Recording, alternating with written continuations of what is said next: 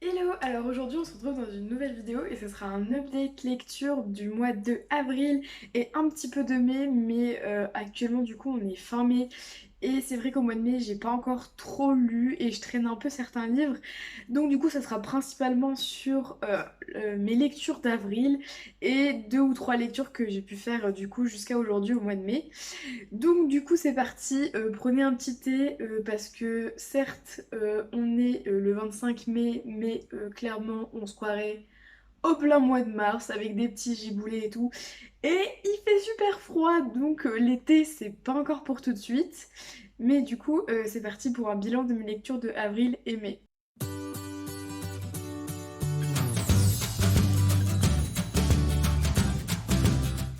Alors du coup, en premier, on va parler de Six of Crows. Alors je vais pas m'attarder trop là-dessus parce que du coup, je vous mettrai le lien du reading vlog que j'ai fait de 24 Hours où du coup, j'ai fini Six of Crows.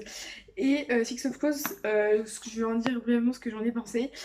Du coup, vraiment, j'ai vraiment beaucoup aimé cette lecture. Ça restait dans la continuité de la saga Grisha. Et d'ailleurs, vraiment, je sais qu'il y en a plein qui disent oui, on peut lire Sex of Crows sans avoir lu la saga Grisha.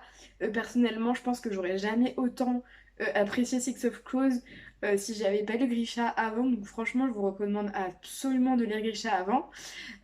J'ai beaucoup aimé la dynamique de ce groupe de personnages qui vont du coup partir pour pouvoir en fait cambrioler un petit peu un endroit spécifique. Et du coup j'ai beaucoup aimé les personnages, c'est surtout sur la dynamique entre eux, c'était vraiment intéressant. J'ai hâte de lire le deuxième tome, surtout que le deuxième tome apparemment est beaucoup plus intéressant et mieux je crois d'ailleurs. Donc du coup là, je vais pas m'attarder plus là-dessus. Je crois que je lui ai mis 4 étoiles sur 5 parce que c'est vrai que vu tout le bien qu'on en entend parler, j'avoue que je m'attendais à un petit peu plus. Mais du coup voilà. Et du coup, je l'avais lu avant la série. Et d'ailleurs, si vous n'avez pas vu la série, franchement, allez-y, elle est vraiment pas mal du tout. Il y a certains trucs, j'étais un petit peu mitigée. Mais dans l'ensemble, je suis quand même assez satisfaite de l'adaptation qu'ils ont fait. Donc voilà, c'était tout pour cette première lecture du mois d'avril, donc Six of Crows de Leaf Bardugo. Ensuite, du coup, j'ai lu Felix Ever After, donc pareil dans le même vlog que Six of Crows. Je l'ai lu en audiobook et vraiment c'était génial, génial. Je pense que si vous avez vu ce reading vlog, vous savez à quel point Felix Ever After, j'ai adoré ce livre. Vraiment gros coup de cœur. Il y a de la représentation LGBTQ+. Le personnage principal est trans, du coup ça parle beaucoup de la transidentité. C'est super mignon, c'est vraiment hyper important. Il y a des sujets de société en fait vraiment importants qui sont abordés dans ce livre. Et c'était vraiment génial. Je vous le recommande à 1000%. Donc voilà, foncez pour Félix Ever After. Et vraiment, c'est l'un de mes coups de cœur de 2021 pour l'instant. Donc vraiment, on adore. Donc voilà pour ce deuxième livre. Du coup, le troisième livre que j'ai lu au mois d'avril, c'était It Only Happens in the Movies par Holly Byrne. Du coup, ce livre, c'est une romance principalement. Enfin, en fait, oui, si, c'est quand même une romance. Et en gros, du coup, ce qui était intéressant en fait dans ce livre, c'est comme c'est dit dans le titre, en fait, ça faisait une critique, je trouvais, des comédies romantiques de manière générale, puisque du coup, le personnage principal, qui était du coup je crois que c'était dans un cours de médias, je crois, ou un cours d'écriture. Elle devait du coup choisir un sujet et en gros faire un essai dessus. Et en gros, justement, elle a choisi pour le sujet, son sujet, du coup, c'est en gros pourquoi les comédies romantiques sont dangereuses en fait. Et du coup, c'était marrant parce qu'à chaque chapitre, entre guillemets, on avait un peu une espèce de scène cliché un peu qu'on voit tout le temps dans tous les films romantiques, par exemple le premier date ou des choses comme ça. Et c'était hyper intéressant d'avoir cette réflexion de l'auteur. Le film, du coup, crée pas des préjugés, mais des attentes en amour sur les jeunes ados généralement, enfin sur les personnes. Qui sont vraiment, enfin, qui sont quasi impossibles et qui sont irréelles puisque dans la vie la vraie vie, il se passera jamais ce qui se passe dans les films. Et c'est vrai que je trouve ça intéressant, mais peut-être que du coup, c'est vrai que j'aurais préféré le lire un peu plus jeune, je pense. Et il y a aussi tout un côté un petit peu cinéma dans ce livre que au début j'ai vraiment beaucoup aimé, puisque du coup, le personnage principal est dans un club d'art dramatique. Je trouvais ça vraiment sympa. Mais le truc, c'est que il y a en fait, ils vont filmer un film tout au long du livre et j'ai pas du tout aimé ce côté-là parce que je pense que le sujet du film, clairement, c'était pas du tout mon truc. Je lui ai mis la note de 3 étoiles sur 5. C'était bien, mais j'avoue, j'avais pas forcément des attentes, mais j'ai pas trouvé que c'était non plus une lecture phénoménale. Donc voilà. Ensuite, du coup, j'ai lu mon premier livre de chez De Saxus. Je crois que je vous avais présenté dans un book haul. Et il s'agit de Le Royaume assassiné de Alexandra Christo. Alors, du coup, c'est hyper sympa parce que du coup, j'ai lu ce livre dans le parfait setting. J'étais au bord de mer, donc du coup, vraiment, c'était génial. C'était un peu ma première fantaisie avec des sirènes, je dois dire, et j'ai plutôt bien aimé. J'étais assez surprise. Vraiment, j'avais pas forcément beaucoup d'attentes parce qu'il y a pas mal de gens qui n'avaient pas forcément aimé ce livre. Du coup, moi j'étais plutôt agréablement surprise, j'ai plutôt bien aimé. J'ai trouvé vraiment l'univers hyper riche, hyper bien amené, très bien construit. Vraiment, c'était lisible et en même temps, il y avait quand même pas mal de choses, plusieurs royaumes, des religions différentes. Et du coup, j'ai trouvé ça vraiment intéressant. J'ai aussi énormément aimé le fait que les personnages ne sont pas soit bons, soit méchants. Et j'adore les personnages qui sont un peu gris, qui sont jamais tout noirs ou tout blancs. Et ça, j'ai trouvé ça vraiment intéressant d'avoir deux personnages principaux qui sont en fait un peu des anti-héros. Et du coup, bah en fait... on sent que ce sont vraiment des personnages qui ont un peu de la profondeur et qui sont pas parfaits mais qui sont plus réels en fait. Et j'ai trouvé ça vraiment hyper intéressant. Sinon, en général, c'était vraiment une bonne lecture. Cependant, les choses que je pourrais lui reprocher à ce livre, et la raison pour laquelle j'ai pas mis que c'était un 5 étoiles, donc c'était un 4 étoiles, c'est que bah, j'ai trouvé que justement le royaume, enfin le royaume, n'importe quoi, l'univers, je le trouvais... Il avait tellement de potentiel en fait, j'ai trouvé que l'univers avait vraiment beaucoup de potentiel et bah, c'est vrai que j'ai trouvé que l'autrice n'avait pas assez exploité cet univers à mon goût.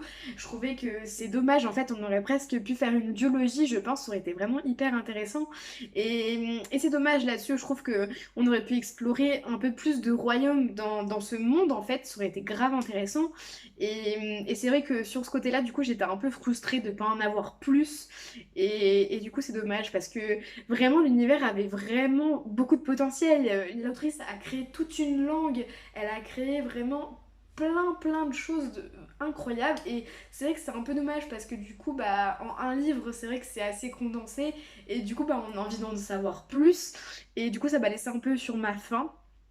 Et il y a aussi quelque chose que j'ai un peu moins aimé, c'est vrai que le rythme du roman est assez décousu dans le sens où au début on peut se dire c'est introductif, on découvre le monde, on apprend à connaître les personnages, etc. Du coup c'est normal que ça soit un petit peu long à se mettre en place, mais c'est vrai que quand ça commence à rentrer dans l'action, etc., c'est plutôt pas mal. Mais moi j'avais l'impression qu'en fait la quête des personnages, donc ils ont une quête, n'avançait pas vraiment, comment dire. Je trouvais que parfois on tournait un peu trop autour du pot et que du coup bah à la fin c'est vrai que je crois que c'était sur les 100 dernières pages ça allait vraiment vite mais au final ça allait trop vite par rapport à tout le reste qu'on avait lu et du coup c'est vrai que bah, c'était un peu précipité et la résolution était peut-être un peu facile à mon goût mais ça reste vraiment une très bonne lecture et franchement j'ai hâte de lire un autre livre de cette autrice donc vraiment une bonne lecture, un 4 étoiles sur 5, vraiment je vous la recommande. Ensuite on arrive au début du mois de mai et au début de ce mois de mai je ne savais pas trop quoi lire et du coup après maintes recommandations je me suis enfin lancée et du coup j'ai lu Puzzle de Franck Siliez. Je sais jamais si je le dis correctement, mais du coup voilà, donc c'était un peu... Je crois que c'est mon premier thriller de l'année. Ouais, c'est mon premier thriller de l'année. Ça faisait super longtemps que j'avais pas lu de thriller. Et j'ai pas l'habitude d'en lire, donc du coup c'est vrai que c'était un peu une première pour moi, entre guillemets. Franchement j'ai bien aimé, mais après c'est vrai que je pense que c'était peut-être pas Enfin, je pense que le thriller, c'est pas forcément un genre qui est fait pour moi. Après, je pense que j'essaierai de tester d'autres thrillers. D'ailleurs, si vous avez des recommandations, n'hésitez pas. Mais c'est vrai que bah, vu que j'ai pas l'habitude, j'ai un peu appréhendé cette lecture. Ce que j'ai bien aimé, c'est que c'est quand même hyper addictif. La plume de l'auteur est vraiment très fluide. J'ai beaucoup aimé un peu l'aspect psychologique et en fait le nom puzzle, c'est vraiment toute une énigme que vous allez suivre, que vous allez découvrir petit à petit et au fur et à mesure que vous accumulez les pièces du puzzle, et ben vous commencez à vous douter de ce qui se passe. Mais c'est vrai que du coup, moi, ce qui m'a un peu gênée, c'est que vraiment, c'est un livre qui est vraiment axé sur le côté psychologique du personnage. Et j'ai trouvé que, enfin, en fait, moi, j'ai un peu deviné, pas tout le dénouement, mais c'est vrai qu'il y avait une partie où je m'en doutais forcément, enfin, fortement que ça allait être ça. Et oui, bah, c'était ça à la fin, pas entièrement, mais j'avais quand même un peu deviné. Et du coup, bah, c'est vrai que ça m'a un peu gâché ma surprise. Et j'avoue que j'ai trouvé que la fin était un peu facile. Je trouve que c'est quand même quelque chose qui se retrouve quand même facilement dans certains thrillers que j'ai pu quand même lire avant. Donc voilà, après ça reste quand même une bonne lecture, franchement je lui enlève pas du tout ça, genre j'ai quand même passé un bon moment, je l'ai lu assez rapidement, donc ça c'est vraiment à noter quoi. Quand on lit un livre rapidement, c'est que quand même quelque chose, il est vraiment bon quand même. Donc voilà, après c'est plus un goût personnel je pense, donc voilà, c'est quand même un solide 3 étoiles, donc je vous recommande si vous n'avez pas lu ce livre. Et enfin le dernier livre dont je vais parler, il s'agit de Yolk que vous avez sûrement dû voir dans ma dernière vidéo puisque c'était je teste le site Blackwells, donc je vous le mettrai aussi en barre d'infos ou dans le petit i. Et du coup, vous avez sûrement dû voir que j'ai acheté du coup Yolk de Marie H.K. Choi. Du coup, je l'ai lu dans le cadre du Asian Readathon parce que j'ai essayé de participer sur ce mois de mai, même si c'est pas très fructueux pour l'instant. Et du coup, donc dans cette histoire, je pense que j'en avais peut-être déjà un peu parlé, mais je vais essayer de remettre un peu dans le synopsis. Dans cette histoire, on va suivre deux sœurs coréennes qui en fait vivent toutes les deux à New York, mais elles se sont perdues de vue quand en fait la grande sœur est partie vivre à New York et l'autre est partie aussi vivre à New York pour ses études, mais elles ne se parlent plus vraiment, ne se voient plus jamais, etc. Et du coup, en fait, bah, je peux le dire parce que c'est dans le résumé, mais du coup, en fait, l'histoire va commencer où, en gros, la grande sœur, donc qui s'appelle June, qui va du coup avoir un cancer de l'utérus, si je me trompe pas, et du coup, elle va du coup aller voir sa sœur Jane et va lui apprendre, et du coup, de là va se mêler toute une histoire. On va revenir un peu sur leur passé, sur tout le côté un peu bah, comment l'histoire va se passer, qu'est-ce qui va arriver, etc., etc. Alors, qu'est-ce que j'en ai pensé? Pour moi, je lui ai mis la note de 3 sur 5. Euh, C'était pas ce que j'en attendais.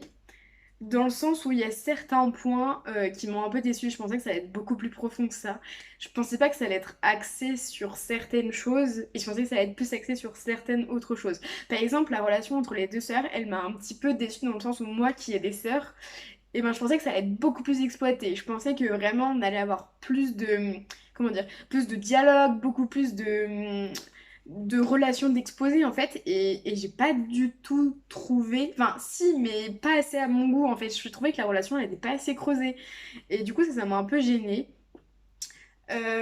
Aussi, ah oui, énorme trigger warning, vraiment, s'il vous plaît, si vous êtes fragile, ne lisez pas ce livre. Quand je dis fragile, c'est qu'il y a vraiment des sujets très très très triggering et qui peuvent être très sensibles dans ce livre. Ça parle de boulimie, ça parle de rapport avec le corps, ça parle de cancer, évidemment, une des sœurs du coup a le cancer, donc s'il vous plaît, si vous êtes fragile, que ce sont des sujets qui vous touchent, faites attention, c'est vraiment très poignant comme lecture. Moi, ça m'a pas laissée indifférente, notamment pour tout ce qui est le côté boulimie.